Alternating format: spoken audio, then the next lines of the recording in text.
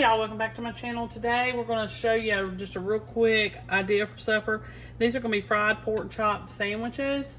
So you're going to get your boneless center cut pork chops, preferably thin, but if they're not and they're just these kind of thickish ones, it's fine. You're going to roll them in an egg wash or dip them in an egg wash. That's an egg and a little bit of milk. And then I'm going to roll them in flour. I've already got my grease ready and hot. And we're just going to cook these. I've got a pack of 6. So, shouldn't take long to get through them. They need to be boneless. It would be best.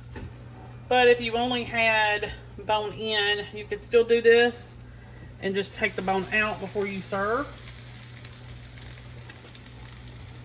So egg wash and then flour. I'm going to season them once they're in the pan because I want to make sure the seasoning gets on them. And then you're just going to fry them. Real simple and easy. And I'm going to finish these up and I'm going to plate them up for you. And you can see them in just a few.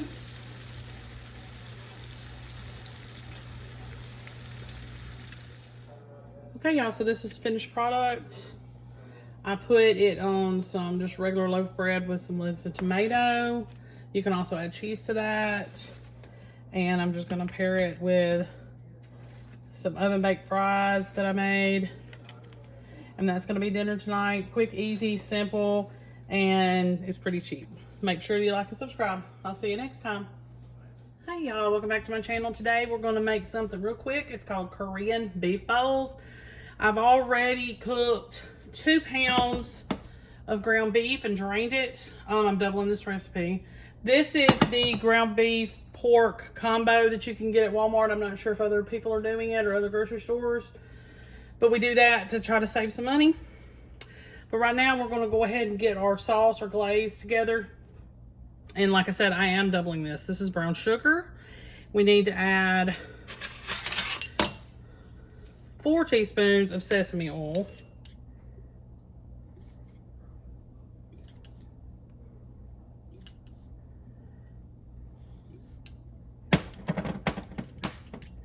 To that, I'll clean this out so I can still use it.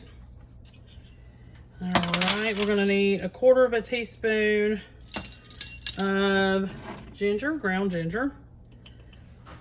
And like I said, I'm doubling this, so you'll see me put more in. 1/2 teaspoon red pepper flakes. I'm gonna just do just the 1/2 teaspoon instead of 1 whole teaspoon is what I normally would do if I'm doubling it. And then we're gonna add a little bit of garlic powder because I didn't do that when I was cooking the meat.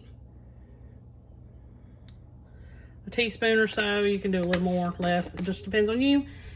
And low sodium soy sauce, you're going to need 1/4 cup unless you're doubling. And if you're doubling, you're going to need 1/2. Okay. I'll whisk all this together.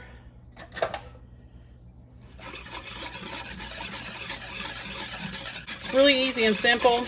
You're going to cook your meat, you're going to drain it, and then you're going to mix this together, add to it, simmer it until it's thickened, and then you're done.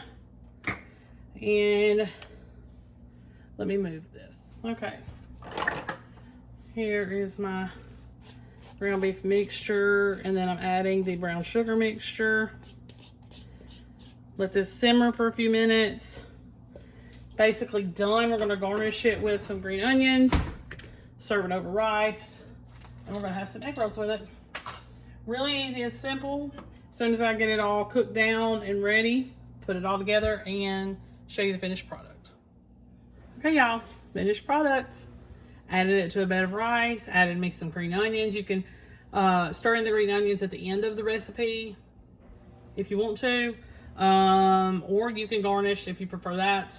Perfect little recipe. You may want to add some soy sauce or some chow mein noodles, the little crunchy kind, but perfect little recipe. I paired it with egg rolls, and it's just really easy and simple, and you could really make any kind of bowl like this and just change a few things up and it can become Tex-Mex or anything like that. Okay, make sure you like and subscribe. I'll see you next time.